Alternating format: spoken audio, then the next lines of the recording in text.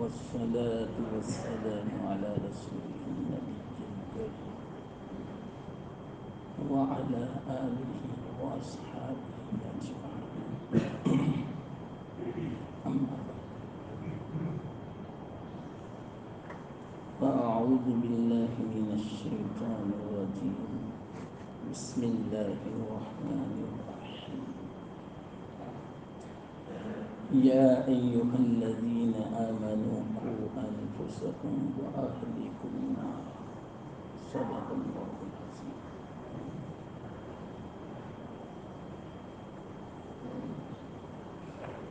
محترم دوستو، بزرگو،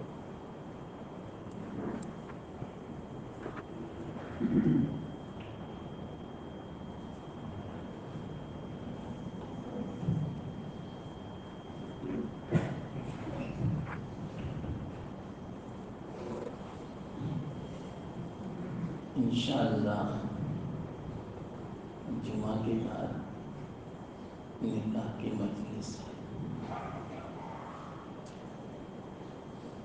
اسی نسبت سے اللہ تعالیٰ کام کی اور مفید بات کہنے کی توفیق دے.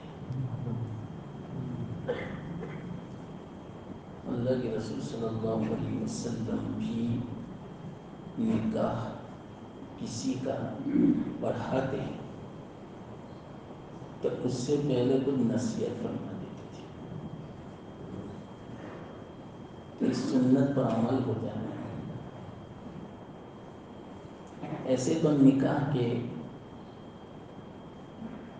بیان کرنے کے بہت سارے پہلو ہیں کہ کس عنوان پر بیان ہو جائے. سنت کے عنوان پر، عبادت کے عنوان پر، حقوق کے عنوان پر، نفس نکاح کے عنوان پر، نکاح کی زندگی کیسی ہو اس عنوان پر، اور نکاح کیا ہے،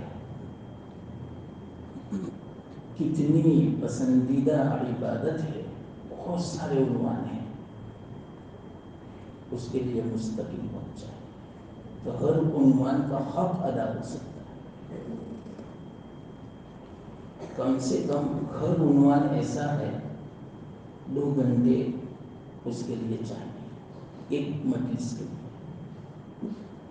تب آپ ہی بتاؤ، جو ابھی الحمدللہ بہت سارے عنوان تھے، ایک عنوان ذہن میں آیا.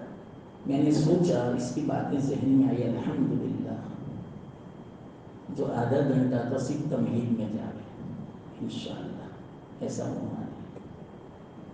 پھر بھی چلو آدھے گھنٹے جو بھی اللہ تعالیٰ بات مفید کہنے کی توفیق دے. تو نکاح جو ہے اس کا سب سے بڑا ایک مقصد اولاد کا حصول، یہ ہے مقصد نکاح کے ذریعے سے. نکاح کے بغیر بھی بچے پیدا ہوتے ہیں، لیکن اللہ کو وہ امت، وہ بچے، وہ اولاد جو حرامی کہی جاتی ہے وہ پسند نہیں. اگر ایسے بچے اور ایسی اولاد اگر دنیا میں عام ہو جائے، اللہ تعالیٰ کب سے دنیا کا نظام فنا کر دے. اللہ تعالیٰ چاہتے ہیں دنیا کا نظام باقی ہے. تو دنیا کا نظام کب باقی رہے گا؟ نیک لوگ جب تک رہیں گے. اور وہ جو لوگ ہیں بڑے، وہ پہلے بچے تھے، تو وہ نیک اولاد ہو.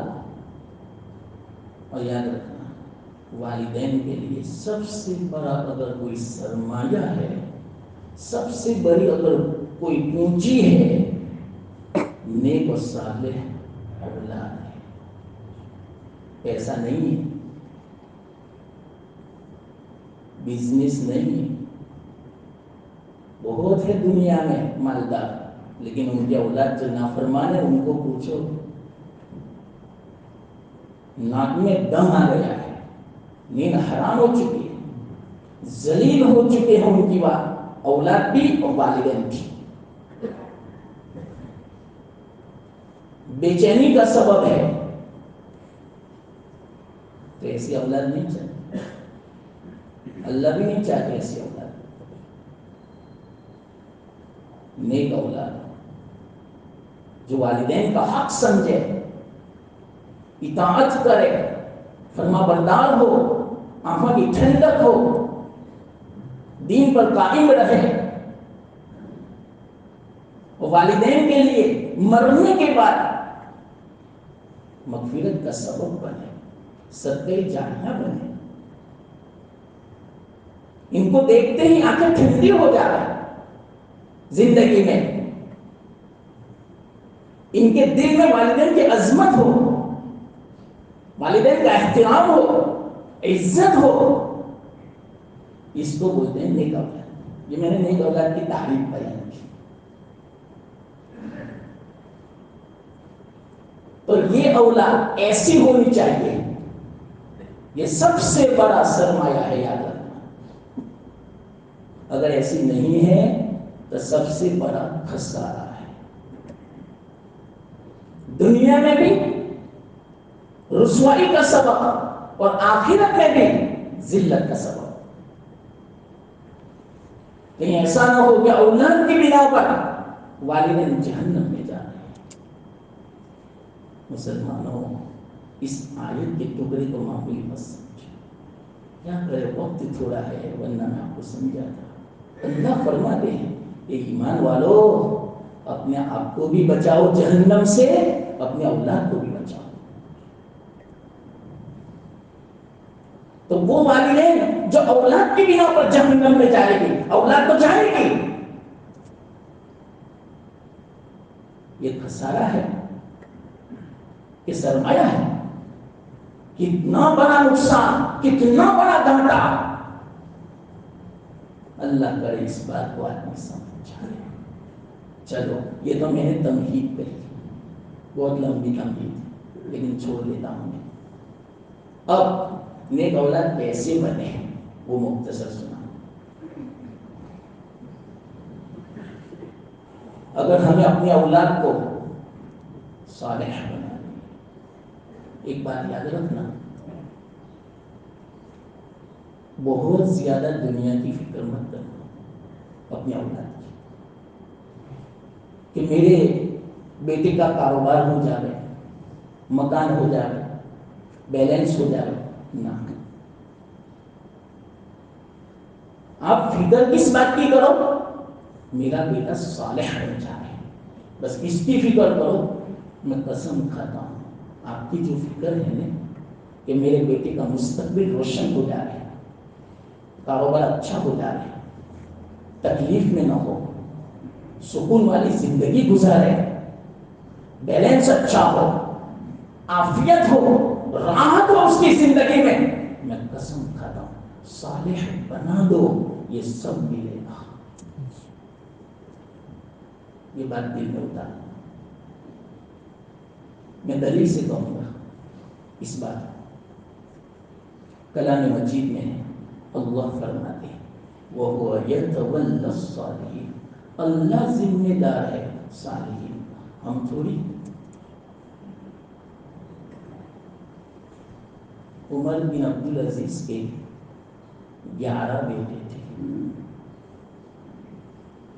کون بادشاہ؟ 15 ملکوں کا بادشاہ، ابھی فی الحال 15 ملک ہیں، اکیلے بادشاہ تھے۔ وہ چاہتے ہیں ہر بیٹے کو ایک ایک ریاست کا حاکم بنا دیتے، ایک ایک اسٹیٹ کا گورنر بنا دیتے، نہیں کیا، نہیں فکر کی۔ سب سے بڑی اگر فکر کی تعلیم کی، لیکن کون سی تعلیم؟ دینی تعلیم. آج ہم دنیاوی تعلیم کی فکر کرتے ہیں زیادہ. کوئی حرج کی بات نہیں، کر سکتے ہیں دنیاوی تعلیم، ہمیں دنیا میں رہنا ہے، لیکن دنیاوی تعلیم دوسرے نمبر پر ہے. ہم نے دنیا کو اول نمبر کر دیا، اس سے فرصت ملے تو دین، ورنہ نہیں. یہ ہے ہمارا آج کا نظریہ. ایسا دین پہلے دنیا بعد میں. دین کی تعلیم اول نمبر اور دنیاوی تعلیم دوسرا نمبر. قسم کھا کے میں کہتا ہوں، آپ کی جو امید ہے بچے کے بارے میں، اس سے بڑھ کر اللہ بنائے گا بچے کو. کیا کرے، آج کا زمانہ ایسا ہے، ہر بات پر قسم کھانی پڑتی ہے. اور وہ بھی میری قسم کا اعتبار ہو تو ہاں، یہ بھی ایک سوال ہے. میں 10 مرتبہ قسم کھاؤں لیکن آپ کو اعتبار نہ ہو تو بے فائدہ. عمر بن عبدالعزیز کی 11 بیٹے تھے. دینی تعلیم بھی دنیاوی بھی تھی لیکن دوسرے نمبر پر. دیکھو ایک بات سنو، علماء جو صحیح معنوں میں علماء ہیں وہ کبھی دنیاوی تعلیم کے مخالف نہیں ہیں. سنو، نہ بچی کی تعلیم کے نہ بچے کی تعلیم کے. ہاں، مخالف کس کے ہیں معلوم؟ تم دنیاوی تعلیم حاصل کرتے ہو تو دین کو پیٹ پیچھے کیوں کر دیتے؟ نہیں نماز، نہیں تلاوت، نہیں پردہ، نہیں حیا، نہیں شرم، نہیں سنت، نہیں اللہ کا حکم پہلے، نہیں اللہ کو راضی کرنا پہلے. اس کا مخالف ہے وہ تعلیم. دو تعلیم اچھی سے اچھی بناؤ بچے کو ڈاکٹر، لیکن شریعت کی حد میں بناؤ. ایسا نہیں کہ آپ جو مولانا اس طرح کا ہے ان کے پاس جانا نہیں. مولانا یہ تو ناممکن ہے، امپاسبل ہے. کالج میں تو نوجوانوں کے ساتھ، لڑکوں کے ساتھ بیٹھنا پڑے گا. تو پھر ہم بھی کہیں گے امپاسبل. آپ کے بچے اگر دیندار باقی رہے اور آپ کے لیے سرمایہ آخرت بنے، آپ کے لیے آنکھوں کی ٹھنڈک بنے، آپ کے لیے صدقہ جاریہ بنے، امپاسبل. ہاں، یہی بچے آپ کی نیند کو حرام کرنے والے بنے گی. قسم کھا کے میں کہتا ہوں، بناؤ ڈاکٹر، بناؤ پروفیسر. دین پہلے ہو. کبھی پوچھا بچی کو کالج میں نماز پڑھتی ہے تو فجر پڑھ کے گئی، ظہر پڑھی وہاں پر، تو کیا کرتی ہے وہاں پر؟ کس کے ساتھ باتیں کرتی ہے؟ کس کے ساتھ میرا اٹھنا بیٹھنا ہے؟ تیری تنہائی کیسی ہے؟ کبھی بات میں فکر کی؟ نہ، یہ نہیں. میں خود آپ سے مشورہ دیتا ہوں، بناؤ ڈاکٹر اپنی بچی کو، بناؤ نرس، بناؤ جو کچھ آپ کو بنانا ہو، لیکن پہلے دیندار بناؤ بچے کو. پہلے کہ کچھ بھی ہو جائے، دنیا کوئی سامنے آ جائے لیکن اپنے دین کو قربان نہ کرے بچی. کوئی ان کو لالچ دے، کوئی نوجوان، کوئی ملہ کہ میں تجھے یہ دوں گا، یہ تجھے دوں گا، میرے ساتھ ہو جا. ایک لات مارنے میں اس کو کیسی بات کرتی ہے؟ میرا ایمان، میرا اللہ کا حکم، میری شرم اتنی قیمتی ہے کہ اس کی قیمت پوری دنیا میں نہیں چکا سکتی. ایسی تعلیم دو بچیوں کو، پھر بھیجو کالج میں، پھر ٹیوشن کے لیے بھیجو. تو تعلیم دی. یہ میں نے بیچ میں ضمن کہی بات، یاد رکھو. وقت نہیں ہے نا کہ میں کھولتا آپ کو. عمر بن عبدالعزیز نے تعلیم دی لیکن تعلیم دین دی. پہلے بچے کو سنت کا پابند بنایا، ہر چیز میں سنت کا پابند. آج کل دینی گھرانہ ہے، والدین ماشاءاللہ جماعت میں جاتے ہیں، ہر سال چلے میں جاتے ہیں، نماز کے پابند ہیں، تلاوت اور تہجد کے پابند ہیں، لیکن ان کے بچے پتہ نہیں چلتے کہ مسلمان کے ہیں. جب کالج جاتا ہے نا، ان کے سر کے بال دیکھنا، ان کا پینٹ دیکھنا، ان کا لباس دیکھنا، ان کا حلیہ دیکھنا، ان کی گفتار دیکھنا، ان کی رفتار دیکھنا، پتہ نہیں چلے گا کہ اس کے والد دیندار ہیں. جس نے تعلیم کیا صحیح میں کہتا ہوں چاہے وہ عالم کیوں نہ ہو، اس کی اولاد بھی دیکھ لینا، پتہ نہیں چلتا کہ یہ علماء کے اولاد ہیں. سمجھو مسلمانوں، حالات تو دیکھو، یہ حالات خود ہمیں سدھارنے والے ہیں، لیکن ہم ہیں کہ سدھرنے کا کام نہیں لیتے، اور زیادہ بگڑ رہے ہیں. تو اللہ کی طرف سے اور زیادہ برے فیصلے اللہ کی طرف سے اتر رہے ہیں. تو عمر بن عبدالعزیز میں 11 بیٹے تھے، صرف لڑکے تھے ان کے. کیسی تربیت تھی، ایک ایک سنت کے پابند، اللہ کا حکم، نماز کے وقت میں نماز، تلاوت میں تلاوت، والد کی عظمت، محبت، بڑوں کی عظمت، بڑوں کا احترام، بڑوں کا ادب. آج کے نوجوان عالم اگر کوئی بات کہتا ہے اس کی بھی نہیں سنتے. یہ اللہ، وہ عرب کہاں گیا؟ وہ انگریزی تعلیم لے گیا. جس نے یہ تعلیم نصاب سیلیبس، یہ جو ہے نا سیلیبس یہاں کا کہیں کا بھی ہو کورس، کس نے بنایا معلوم؟ انگریز نے بنایا. جب انگریز یہاں سے گیا نہیں ہندوستان چھوڑ کے، کیا چیلنج کیا تھا معلوم؟ اس نے اعلان کیا کیا تھا؟ ہندوستانیوں کوئی حرج کی بات نہیں، ہمیں نکالا دیا ہندوستان سے، لیکن ہم نے ایسا نظام تعلیم چھوڑا ہے یہاں ہندوستان میں کہ یہاں کا باشندہ تو ہندوستانی ہوگا، لیکن سوچ کے اعتبار سے، خیالات کے اعتبار سے، معاشرت کے اعتبار سے، رہن سہن کے اعتبار سے انگلستانی ہوگا، یعنی اپنی زبان میں انگریز ہوگا بچہ ہمارا. میں صحیح کہتا ہوں، آج کل کے کالج والے لڑکی ہو یا لڑکا انگریز بن چکا ہے. مسلمان نہیں ہے، سن لینا، مسلمان نہیں ہے. مسلمان تو کچھ اور ہوتا ہے، وہ تو چہرے سے پتہ چلتا ہے اسلام کی جھلک، ایک اسلام کا نور ہے. کوئی بچہ مجھے بتاؤ اسلام کا نور نظر آتا ہو، جھلک نظر آتی ہو، شرم آتی ہے؟ شرم. میں ایک بات میں ضمن کہہ دوں، ایک باپ داڑھی والے تھے، ٹوپی والے، چھوٹی سی بچی 7 سال کی، ان کے باپ ان کو اسکول چھوڑنے جاتے ہیں. تو چھوٹی سی بچی کیا کہتی ہے؟ ابا جان آپ مجھے دور سے چھوڑ دینا، میں اکیلی چلی جاؤں گی. پوچھا بیٹا کیوں؟ جاتی گاڑی وہ بھی ہے تو میرے ساتھی جو میری سہیلیاں اور جو پڑھیں وہ کیا سمجھیں گے؟ کیسا ہے نا تیرا باپ گاڑی والا؟ اوہو، چھوٹی سی بچی کی میں بات کر رہا ہوں، یہ تربیت. ارے اس بچی کو اٹھا لو، کیا ضرورت ہے ایسے اسکول میں کہ شرم آتی ہے اپنے باپ کی داڑھی سے؟ اب یہی بچی بڑی ہوگی کیا کسی داڑھی والے کو پسند کرے گی؟ تو مسلمانوں ذرا بیدار رہو. آج کل اچھے اچھے گھرانوں کی لڑکیاں سننے میں آیا، وہ کہتی ہے کہ داڑھی والا نہیں چاہیے، ٹوپی والا نہیں چاہیے، کپڑی کرتا والا نہیں چاہیے، پینٹ والا چاہیے،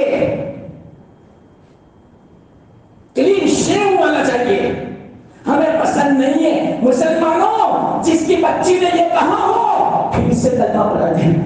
ایمان نظر اب سے نکل گئی ہو،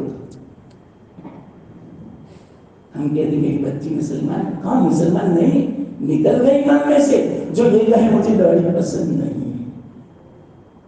ارے مسئلہ بتاؤں میں، امام ابو یوسف رحمۃ اللہ علیہ فرماتے ہیں کہ اگر دودھی کوئی کھا رہا ہوتا تو دودھی، اور اس کی زبان سے نکلا کہ یہ اللہ کے رسول صلی اللہ علیہ وسلم کی سنت ہے اس لیے مجھے پسند ہے، اگر سامنے والا ایسا کہے مجھے تو پسند نہیں ہے، ایمان میں سے نکل گیا. دودھی نا، دودھی کھانے کی چیز، وہ یوں کہہ رہا مجھے تو پسند نہیں ہے، ایمان میں سے نکل گیا. یہ تو داڑھی فرض، عملاً فرض، اعتقاداً واجب. 1,24,000 انبیاء کی سنت، 1.5 लाख सहाबा की सुन्नत, कोई सहाबी बगैर दाढ़ी वाला नहीं, कोई नबी बगैर दाढ़ी वाला नहीं, फर्ज जैसा है ये अमल, फर्ज। हमारी बच्ची यूं कहती है मुझे दाढ़ी वाला पसंद नहीं, अरे जाओ इनका ईमान की फिक्र करो, ईमान में पहले दाखिल करो। और बराबर है, दाढ़ी वाले के लिए ऐसी मनहूस लड़की चाहिए भी नहीं। अल्लाह ही ने ये निजाम बनाया, उसके दिल की हालत का पता चल गया कि इसके दिल में इस्लाम की कितनी अजमत है, सुन्नतों का कितना एहतराम है। अल्लाह ही ने ये फैसला किया, ऐसी लड़की ये दाढ़ी वाले तेरे लिए मुनासिब नहीं है। पहले से फैसला कर दिया, इसको निकालो, नहीं चाहिए ऐसे। ये किसकी गलती है? बच्ची की नहीं, वालिदैन की। क्यों तरबियत नहीं की? क्यों सुन्नत की अजमत नहीं बिठाई? दुनिया ट्यूशन नहीं जाओगे तो कमाओगे क्या, खाओगे क्या? जा बेटा इंग्लैंड भेजूंगा, जा बेटा कनाडा भेजूंगा, है हाँ चलो। ये लालच देते हैं वालिदैन। अरे ऐसा मत कहो, सुन्नत पर अमल कर 100 रुपये, एक सूरज याद कर 500 रुपया, एक नमाज पढ़, ये कर वो कर, 40 दिन तक मुसलसल नमाज, तुम्हें मैं साइकिल ला दूंगा, ये कर वो कर, मैं तेरे कपड़े ला दूंगा, तुझे क्या चाहिए चप्पल, बेहतरीन चप्पल ला दूंगा। जुम्मा के दिन 10 पारे की तिलावत कर, इतवार को मेरी छुट्टी है 10 पारे की तिलावत कर, चल। ऐसी तरबियत करनी। ये तो इतवार का दिन, चलो बाहर घूमने, आज घर में नहीं खाना है, बाहर खाना है। इन्ना लिल्लाह। फिर वो बच्चा क्या असर लेगा? अरे माँ को चाहिए कि बावजू खिलावे, दुआ पढ़ के खिलावे। फिर कहता है कि बच्चे बहुत शरीर है। अरे शरीर तुम पहले हो, तुम सही मानों में देखा जाता था। तो हजरत उमर बिन अब्दुल अजीज रहमतुल्लाह 11 बेटे थे। जब इंतकाल हुआ ने, उनका कोई खैर था, बेतकल्लुफ थे, आए बिस्तर पर थे, अखीरी हालत थी। इन्होंने कहा आपने अपने बच्चों पर रहम नहीं किया। कहा क्यों नहीं किया? ठीक है, आपने छोड़ा क्या बच्चों के लिए? या अल्लाह, आप जरा सोचो मुसलमान, जरा इत्मीनान से वक्त होता तो मैं आपको इसमें वाकई में क्या सबक लेना है वो समझाता। क्या कहा मालूम? और मुझे बिठाओ, मैं बैठना चाहता, बिठाया किसी ने। अच्छा आपने क्या छोड़ा? आपको पता है तारीख में वाकया लिखा है, सिर्फ 19 दिनार थे बादशाह, और मीरास कितनी? 19 दिनार बस। इसमें से तो कफन भी लाना था, कब्र भी खोदनी थी, और दूसरा जो खर्चा था हजरत का वो भी पूरा करना था। ये 19 दिनार को उसमें से खर्चा निकालने के बाद दिरहम किए, दिरहम बनाए। दिनार सोने का होता है, दिरहम चांदी का होता है। तो हर बच्चे के हिस्से में 17 दिरहम आए, बस ये मीरास। बादशाह के लड़के शहजादे 11, और उनकी बीवी कौन मालूम? बेगम फातिमा, जबरदस्त उमवी खानदान की शहजादी, अब्दुल मलिक बिन मरवान की लड़की शहजादी बेगम। क्या नाज़ो नखरे ने उनको पाला था। उनका एक हाथ इतना कीमती था, पूरा गांव आ जाए। ऐसे मोती के कीमती कोई खरीद न सके, और ऐसे हसीना जमीला मलिका थी, चांद को शर्मा देवे।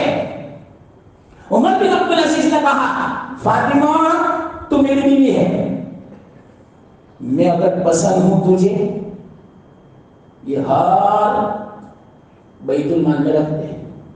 तेरे बाप कोई कमाने नहीं गया था, जुल्म का है, मेरे साथ रहना है, ये हार रखना है। हाथ जोड़ के आपके साथ रहना है मुझे, तो हार की क्या कीमत है? हार रख दिया। सारा सोना रख दो, सारे कपड़े रख दो। या अल्लाह, ये कैसा अमीर था? کیسا عملی ماتا، دنیا کا بھی بادشاہ، لیکن دنیا اس کو زیر نہیں کر سکی، دنیا ان کو شکست نہیں دے سکی، مغلوب نہیں کر سکی۔ وجہ کیا تھی؟ دل میں اللہ تھا۔ واللہ میں کہتا ہوں جس کے دل میں دنیا ہوگی اس کے دل میں اللہ ہو ہی نہیں سکتا۔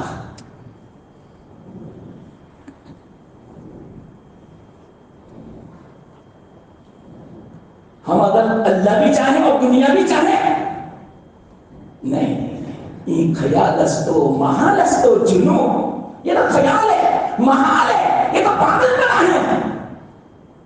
ارے ایک مرتبہ واللہ میں کہتا ہوں اللہ کے گھر میں بیٹھا ہوں، اللہ کے رسول صلی اللہ علیہ وسلم کی نیابت میں بیٹھا ہوں، یہ اللہ کے رسول صلی اللہ علیہ وسلم کی نیابت کی کرسی ہے، میں صحیح کہتا ہوں، اللہ کو بسا دو ایسی سکون اور ایسی زندگی چین اور عافیت اور راحت والی ملے گی، دنیا کے بادشاہوں کو نصیب نہیں ہے۔ لیکن ہمیں اصل میں یقین نہیں ہے نا، اس لیے آتے نہیں اللہ کی طرف۔ سمجھو مسلمان، حالت ایسے کہ اللہ کی طرف آ جاؤ تو اللہ کی مدد آئے گی۔ بول اللہ، بچوں کو کہو، اولاد کو کہو، اللہ کے بن جاؤ۔ ایسا نہیں کہ بس اللہ ہی کی مالک کہ دنیا چھوڑ دو، ایسا نہیں، اللہ کا حکم کو پورا کرو۔ اللہ منع نہیں کرتا دنیا اپنانے کو، دنیا میں رہنے کو، اور بہترین بنگلہ بناؤ، بہترین نعمتوں سے مالا مال ہو، بہترین گاڑی میں گھومو، بہترین فون رکھو، بہترین لباس پہنو، بہترین جوتے چپل ہو، ہر چیز بہترین ہو، لیکن اللہ کو مت بھولو۔ ہم تو بس اللہ کو بھول جاتے ہیں، یہ مناسب۔ تو عمر بن عبدالعزیز بیٹھے، بولو کیا کہتے ہو؟ آپ نے بچوں پر رحم نہیں کیا، بچوں کا خیال نہیں کیا۔ کہا کیوں؟ کچھ چھوڑا نہیں۔ دیکھو دنیا والوں کی نظر یہی بس، کیا کہا معلوم؟ میرے ذمے جو تھا اللہ کی طرف سے وہ میں نے ادا کر دیا۔ کیا تھا؟ صحیح تربیت، صحیح تعلیم۔ یہ ہمارے ذمے ہے مسلمان۔ میں نے کہا یہ بات کہاں سے آئی ہے؟ ہمارے ذمے صحیح تعلیم اور تربیت ہے، پھر دنیا اللہ کے ذمے ہے۔ حدیث میں ہی بات ہے، صراحت کے ساتھ حدیث میں ہے، تم میری فکر کرو، تمہاری دنیا کی فکر میں کرو۔ یہ مفہوم ہے حدیث کا۔ تو عمر بن عبدالعزیز نے فرمایا میری جو ذمہ داری تھی وہ میں نے ادا کر دی،